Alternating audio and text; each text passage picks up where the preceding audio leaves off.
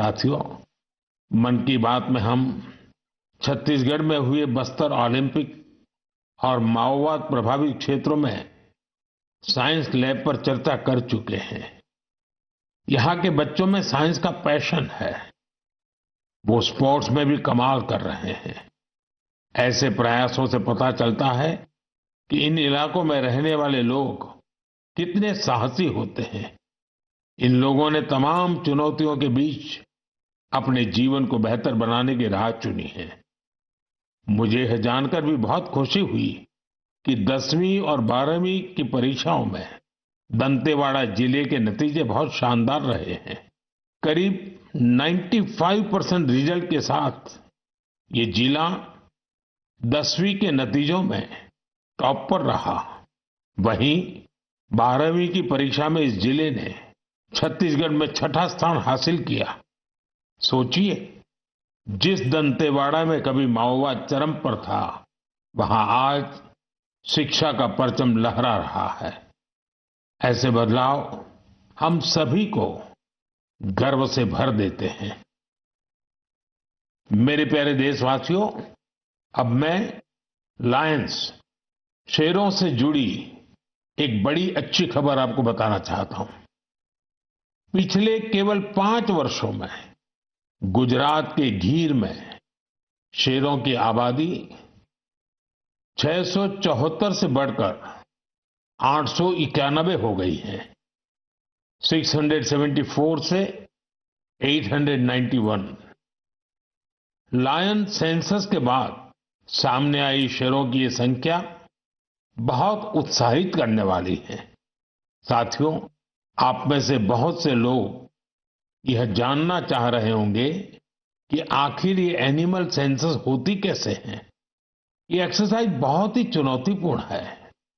आपको यह जानकर हैरानी होगी कि लायन सेंसस 11 जिलों में 35,000 वर्ग किलोमीटर के दायरे में की गई थी।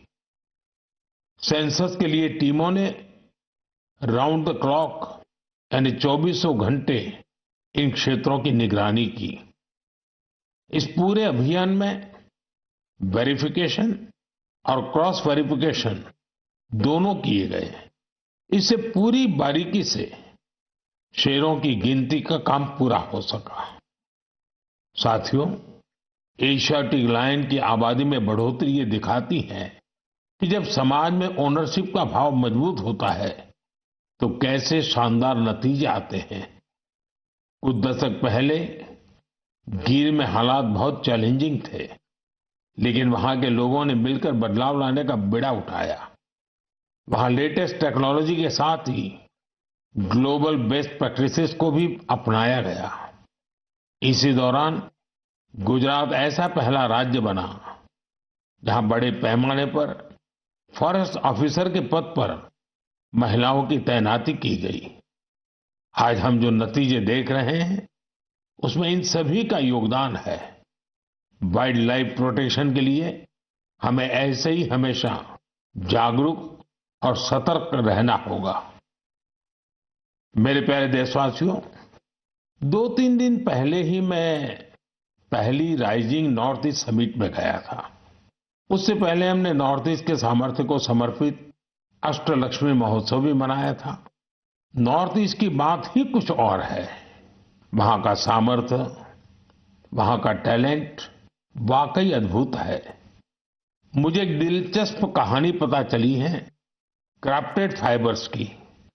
क्राफ्टेड फाइबर्स ये सिर्फ एक ब्रांड नहीं, सिक्किम की परंपरा, बुनाई की कला और आज के फैशन की सोच, तीनों का सुंदर संगम है। इसकी शुरुआत की डॉक्टर चेवांग नोरबू भूटिया ने। पेशे से वो वेटरनरी डॉक्टर है और दिल से सिक्किम की संस्कृति के सच्चे ब्रांड एम्बेसडर। उन्होंने सोचा क्यों न बुनाई को एक नया आयाम दिया जाए, और इसी सोच से जन्म हुआ क्राफ्टेड फाइबर का। उन्होंने पारंपरिक बुनाई को मॉडर्न फैशन से जोड़ा और इसे बनाया एक सोशल एंटरप्राइज।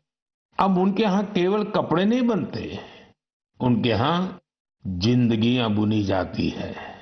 वे लोकल लोगों को स्किल ट्रेनिंग देते हैं, उन्हें आत्मनिर्भर बनाते हैं।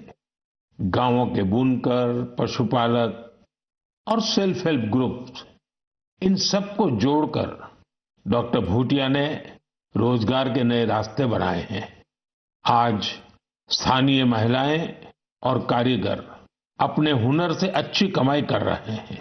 क्राफ्टेड फाइबर्स के शॉल, स्टॉल, दस्ताने, मोजे सब लोकल हैंडलूम से बने होते हैं। इसमें जो ऊन का इस्तेमाल होता है वो सिक्किम के खरगोशों और भेड़ों से आता है। रंग भी पूरी तरह प्राकृतिक होते हैं, कोई केमिकल नहीं, सिर्फ प्रकृति की रंगत। डॉक्टर भूटिया ने सिक्किम की पारंपरिक बुनाई और संस्कृति को एक नई पहचान दी है। डॉक्टर भूटिया का काम हमें सिखाता है कि जब परंपरा को पैशन से जोड़ा जाए तो वो दुनिया को कितना लुभा सकती है।